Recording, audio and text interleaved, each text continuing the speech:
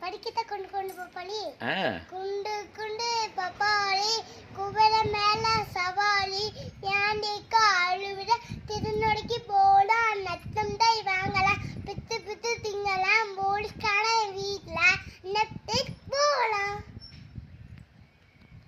அட பாடு ரோடு ரோத்து மேல காடு காடு குளையாடு அம்மா மாமா நெய்டு நெய்டு என்ன சொன்னாரு நல்லா படிக்க சொன்னால் நான் நல்லா படிப்பேன் அதுக்கால உழைப்பேன்